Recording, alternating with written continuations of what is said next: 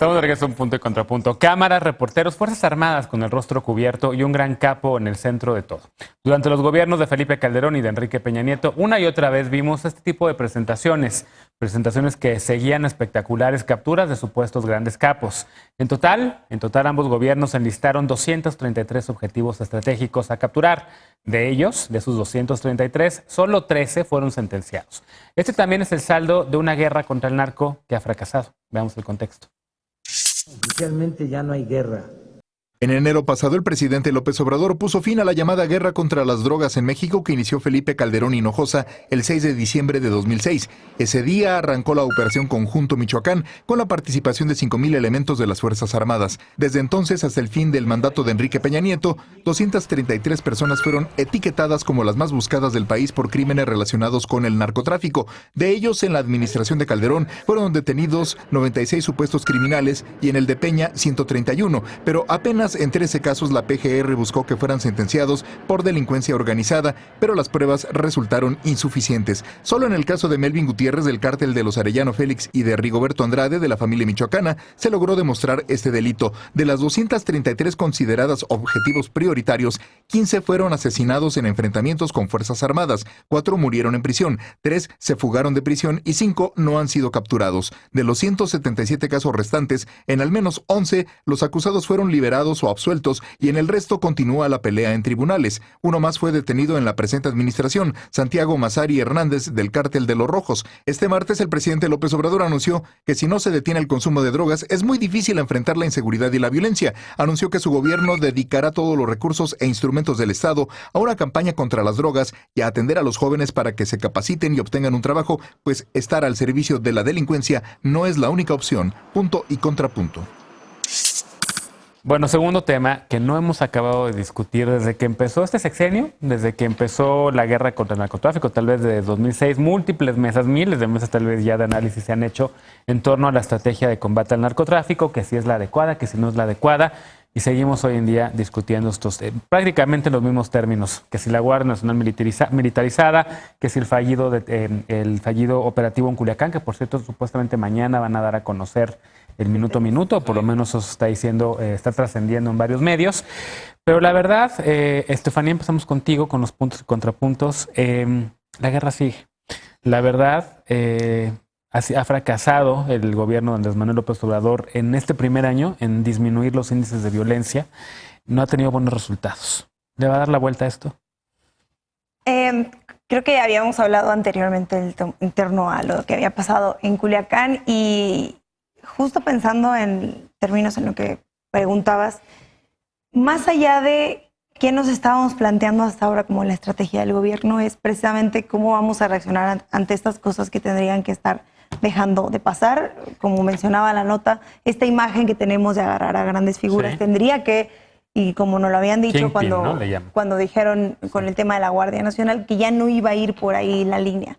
Me parece que sí tendríamos que parar y considerar cuál va a ser la estrategia a partir de lo que vimos ahora, pero además recuperando el tema de si el torno al lenguaje, si ya no hay guerra, y lo habíamos platicado acá, si era muy importante decirlo en esos términos, que ya no la había, sí hemos ido viendo algún tipo de no disminución en tanto al tema del narcotráfico, del delito, sino en algunos lugares de la inseguridad. Mencionábamos que en Tamaulipas había bajado un poco. Hay lugares en los que está cuestionando si se tiene que medir por cada 100,000 habitantes o no el número de asesinatos.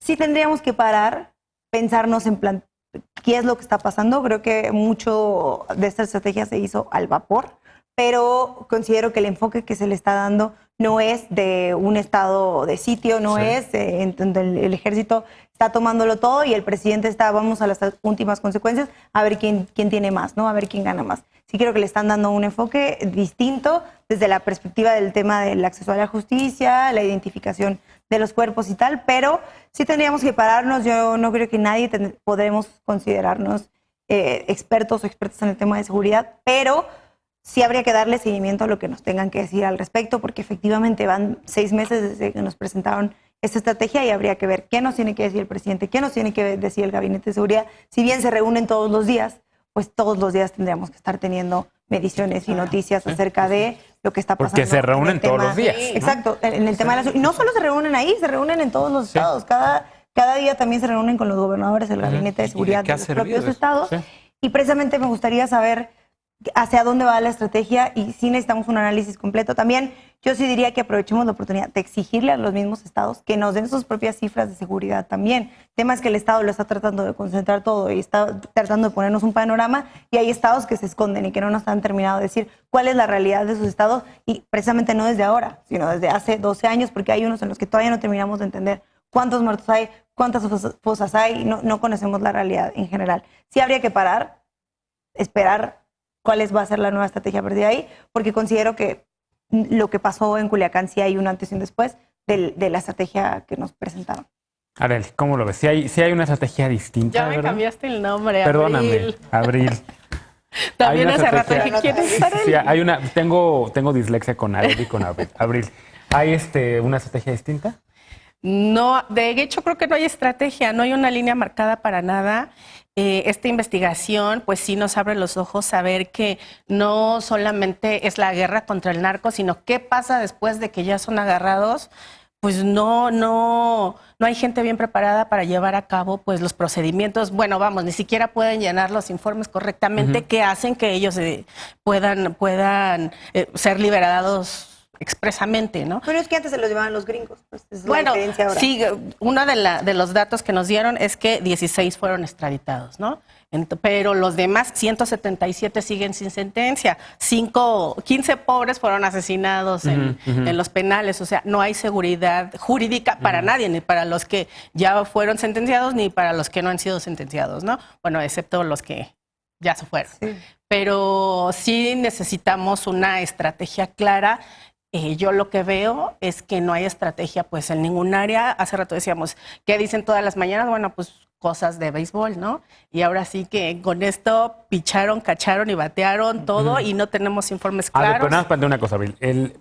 La estrategia que tenía Calderón junto con la de Peña, que muchos dicen, entre ellos Lecona, que no ha cambiado nada con la de actual, pues no está funcionando. No está Entonces, funcionando. desde Acción Nacional, que fue el partido que acompañó la declaratoria de guerra en el 2006, el partido que la continuó también en 2012, hoy en día, ¿qué es lo que están proponiendo? Pues el presidente no está proponiendo nada, no hay una estrategia de seguridad, no hay persecución contra nadie. En este mismo informe del que estábamos hablando, nos dice que en esta nueva administración no hay objetivos prioritarios. O sea, antes sí lo sabía, que son los 233, pero en esta administración no hay ni uno, lo cual me parece aún peor. Bueno, los que que antes querían se los perseguían. gringos mandaban la lista y a ver, agárratelos. Como Ovidio Guzmán. Pero los teníamos que perseguir, o sea, no es que, bueno, ya no hay y dejamos que el mal crezca y los narcotraficantes tomen el dominio hasta de nuestra ciudad. Eso no lo vamos a dejar pasar. Sí debe haber una estrategia, hasta el momento solo hablamos de béisbol. Lecona. A ver, primero reconocer en esta parte o en esta particularidad el trabajo de Zoraida Gallegos y Laura Sánchez Ley de Mexicanos contra la Corrupción, Impunidad y Proceso, que revelan este trabajo que es muy arduo de 500 solicitudes de información en 2 años y de hecho una parte muy interesante del reportaje donde podríamos diferenciar si hay o no, más allá del término, más allá del uso de guerra, que después de que lo dijo Calderón no volvió a reconocerlo como tal, aunque hubiera convertido al país en un cementerio y una fosa clandestina. Pero en las 2 últimas solicitudes de acceso a información que le hacen a este gobierno, la respuesta de este gobierno es efectivamente no hay objetivos prioritarios. No hay recompensas ofrecidas para capturar a ninguna de estas personas. Si no hubiera ocurrido Culiacán, a lo mejor nos hubiéramos, este debate y esta información que ahora se presenta podría darse en otros términos. Pero una vez que ocurrió Culiacán, que se desenmascaró que efectivamente la estrategia sigue siendo la misma, que es el gobierno de Estados Unidos presionando al gobierno mexicano por 10 meses para que capturaran al hijo del Chapo Guzmán con fines de extradición. Que lo hicieran en la presión de lo que sucedió esa semana atroz, que empezó con datos incorrectos, una falsedad, una mentira en el famoso punto de inflexión que Durazo dijo que en el que ya nos encontrábamos respecto a la violencia en la conferencia matutina, con un índice de letalidad que no es acorde o no fue construido acorde a estándares internacionales y que inmediatamente presentaban esto, estaba sucediendo lo que sucedió en Aguililla. Que al otro día ocurrió la masacre del ejército en contra de presuntos criminales en Tepochica. Y que ese jueves negro de Culiacán a este gobierno, a la Sedena específicamente, le urgía vestirse de gloria poniendo la primera piedra del aeropuerto de Santa Lucía en la mañana y capturando al o los hijos del Chapo en la tarde. Ese era el día de gloria de Sedena, porque es la misma forma de actuar. Empezar a entregar cabezas y hacer este show de capturas de líderes de cárteles para tapar o para invisibilizar las atrocidades que siguen cometiendo ahora con un disfraz de Guardia Nacional que en verdad sigue siendo una Guardia Nacional militar. Sigue siendo el ejército. Sigue siendo. Punto. La guerra, yo siempre he dicho, es más fácil de explicar de lo que parece, para encontrar las soluciones. Se empezó con una falsa idea de que había que combatir a las drogas para reducir las muertes por consumo y ha salido al revés. Hay más muertes por homicidios que por consumo. Esto nos llevó a una desmilitarización, una crisis grave de derechos humanos, insisto, ocasionada por la militarización, y ahí tenemos a una Guardia Nacional militar por todo el país. Y devastó la guerra las instituciones, por lo cual hay que cambiar las fiscalías, hay que transformar las fiscalías y hay que implementar mecanismos de justicia transicional para empezar a recomponer todo esto. Lo que nos muestra el reportaje de Mexicanos contra la Corrupción, publicado en Proceso, creo que es este último elemento. Cómo se descompusieron las instituciones a tal nivel que no pueden realizar investigaciones para mantener a sus 233 objetivos prioritarios en prisión.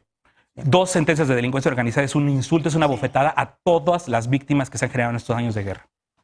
Bueno, hablando de Mexicanos contra la Corrupción, ya han sido ver el siguiente estudio objetivo publicado por, entre otros, María Amparo Casar, Gabriel Cuadri, y Macario Esquetino. Estamos hablando de un reportaje bueno, yo te escuché, ensayo. Lecona, y coordinado por Francisco Martín Moreno. ¿Eso qué? Y hablando de objetividad, ¿Qué se llama cómo? es que no se alcanza el a naufragio ver. de México. El naufragio de México tiene una caricatura de De Calderón. Calderón. Sí. Con López Obrador, el presidente, ¿Es de agarrando un Mexicanos timón, contra la hundiéndose. impunidad? Pues habría que ver, ya, cuando ¿es de esclarezcan sus Mexicanos fuentes o de qué tiene que ver financiamiento esto? lo vemos.